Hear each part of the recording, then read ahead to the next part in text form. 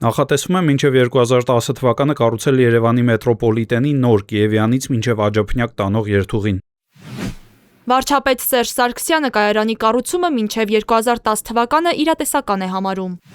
Հրապարակվել է կայարանի էսքիզային առաջարկը։ Նիկոլ Փաշինյանը հայտարարեց մետրոյի Աջափնյակ կայարանի շինարարության փուլի մեկնարկի մասին։ Շինարարությունը կմեկնարկի 2024 թվականին։ Վստահ եմ, որ մենք կառուցելու ենք մետրոյի Աջափնյակ կայարանը։ Աշխատանքները նախատեսվում է սկսել 2025 թվականին։ Աշխատանքները կարող ենք սկսել 2026 թվականից։ Այսպես արդեն մի քանի տասնամյակ երևանցիների համար մետրոյի 11-րդ կայարանը շարունակում է երազանք մնալ։ Դեպի Աջափնյակ կայարան տանող թունելները փորվել են դեռ Խորհրդային Միության տարիներին։ Նախանշված էր նաև կայարանի մուտքը։ Մնում էր միայն կառուցել Հրազդանի կիրճի վրայով անցնող կամուրջը ու անցկացնել գծերը, բայց նախագիծը շարունակում է չիրագործված մնալ։ Տարոն Մարգարյանի օրոք քաղաքային իշխանությունը մետրոյի նոր կայարանի կառուցումը առաջնահերթություն չէր համարում։ Ես տեղական ինքնակառավարման մարմիններում 10 տարի, գրեթե 10 տարուց ավել աշխատել եմ, բայց լավ տիրապետում եմ քաղաքային տնտեսությունը եւ այսօր մենք շատ լավ ուսումնասիրություն ենք կատարել նաեւ մետրոյի նոր կայարաններ ավելացնել։ Դրա համար անհրաժեշտ են շատ միջոցներ։ Հետագայում, երբ որ մեր քաղաքացիների այն առաջնային խնդիրները լուծենք,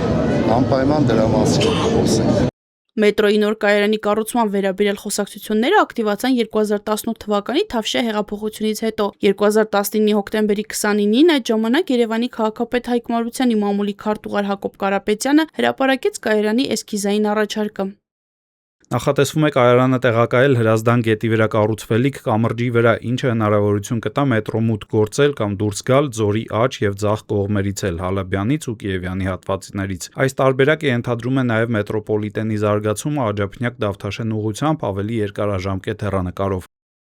Հաջորդ 2 տարիներին այդպես էլ բանը չհասավ գործողություններին։ 2022-ին Հայկ Մարությանի պաշտոնանկությունից հետո խոսակցությունները նոր թափ ստացան։ Նախագծի իրագործման գործում քաղաքային իշխանություններին իր աջակցությունը հայտնեց նաև կառավարությունը։ Հույս ունեմ ժամկետները չեն խախտվի։ Ես մի քիչ էլ ավելացված ժամկետով ասացի եւ 2024 թվականին պետք է սկսենք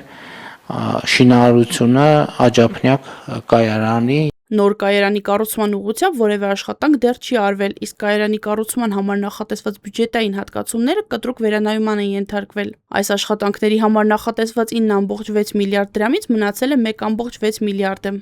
Որտեղ են ուղղվել այդ գումարները, Ավետիսյան, քանի որ տրանսպորտային ոլորտի զարգացման համար գումարներ էին, այդ գումարների մի մասը էական ուղղվել է մեր 45 տրոլեյբուսների